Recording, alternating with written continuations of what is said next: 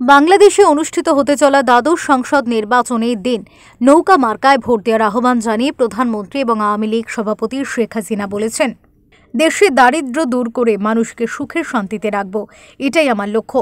মঙ্গলবার দুপুরে রংপুরের মিঠাপুকুরে জায়গিরহাট আদর্শ উচ্চ বিদ্যালয় মাঠে নৌকার প্রার্থী রাশেদ রহমানের পথসভায় তিনি একথা বলেন। এর সময় তার সঙ্গে ছিলেন ছোট বোন শেখ রেহেনা। একমাত্র নৌকা মার্কা ক্ষমতায় থাকলেই এদেশের উন্নতি হবে। তাই আপনাদের কাছে আমার আহ্বান, আপনাদের সামনে হাজির হয়েছি। একটা কথা মনে রাখবেন, বাবা মা ভাই সব হারিয়েছি, রিক্ত নিঃস্ব আমি। আমার তো হারাবারও কিছু নেই, পাওয়ারও কিছু নেই। কিন্তু আপনারা ভালো থাকেন, আপনাদের জীবন সুন্দর হোক, আপনাদের ছেলে মেয়েরা বংশ পরম্পরায় সুন্দর জীবন পাক, সেটাই আমার লক্ষ্য। কারণ সেই স্বপ্ন আমার বাবা দেখেছিলেন।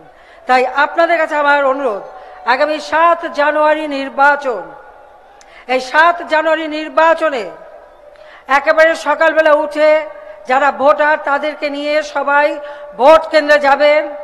আর নৌকা মার্কা, নুহ নবীর নৌকা মার্কা, সেই মহাপ্লাবনে মানুষকে বাঁচিয়েছিল এই নৌকা মার্কা।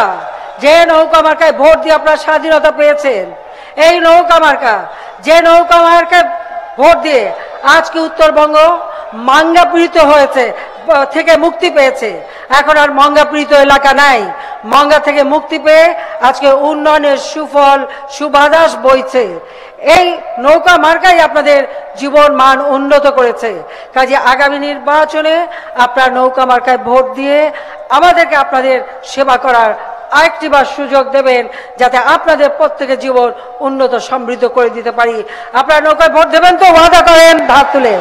নৌকায় ভোট দিয়ে মানুষ স্বাধীনতা পেয়েছে উল্লেখ করে দলনেতা বলেন, বিএনপির সময় সার চাওয়ায় কৃষককে পুলিশ গুলি করে মেরেছিল। রংপুরে আগে হাহাকার ছিল, কিন্তু এখন নেই। এর আগে জেলার তারাগঞ্জ ডিগ্রি কলেজ মাঠে রংপুর 2 আসনের নৌকার প্রার্থী আবুল কালাম মোহাম্মদ আহসানুল হক চৌধুরী ডিউকের নির্বাচনী সভা করেছেন শেখ হাসিনা।